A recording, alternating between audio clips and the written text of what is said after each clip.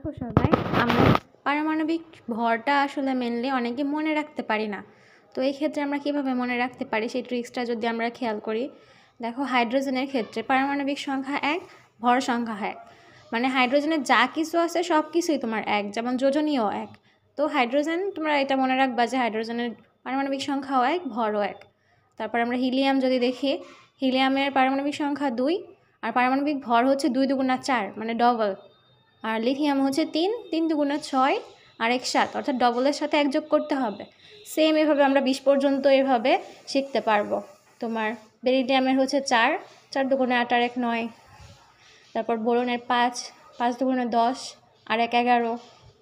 Same এভাবে, ঠিক আছে। শুধু আমাদের মনে রাখতে হবে কোনটার ক্ষেত্রে শুধু ডবল করলেই হবে আর কোনটার ক্ষেত্রে ডবল করে 1 যোগ করতে হবে, এটা আমাদের একটু খেয়াল রাখতে হবে। যেমন কার্বনের ক্ষেত্রে 6, 6 দুগুণে 12, এক্ষেত্রে 1 যোগ করা লাগেনি। তারপর নাইট্রোজেনের 7 দুগুণে 14, এখানেও 1 যোগ করতে হয়নি। অক্সিজেনের 8, 8 দুগুণে 16। তারপর ফ্লোরিন 9, 9 দুগুণে 18 আর 1 19। নিয়ন 10, 10 দুগুণে 20। সোডিয়াম 11, 11 দুগুণে 22 আর 1 23। ম্যাগনেশিয়াম 12, 12 দুগুণে 24। অ্যালুমিনিয়াম 13, 13 দুগুণে 26 আর 1 27। সিলিকন হচ্ছে 14 দুগুণে 28। ফসফরাস 15 দুগুণে 30 আর 1 31। সালফার 16, 16 দুগুণে 32। ক্লোরিন 17, 35.5। এটা একটু মনে রাখতে হবে, এটা একদম ব্যতিক্রম বললেই চলে। তারপর আর্গন 18, এটা 40, এটাও একটু মনে রাখবে। তোমরা হচ্ছে আর্গন আর ক্যালসিয়াম একসাথে মনে রাখতে পারো। দেখো, তারপরে হচ্ছে পটাশিয়াম 19, 19 দুগুণে হচ্ছে 38 আর 1 যোগ করলে হবে 39।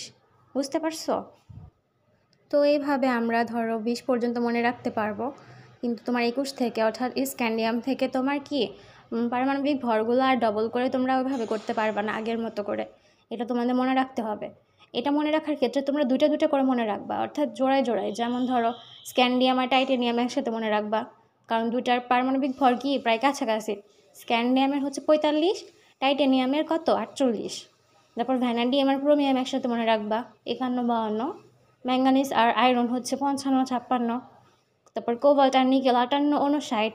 কপার আর জিঙ্ক এই দুটোও প্রায় কাছাকাছি 63.5 আর 65।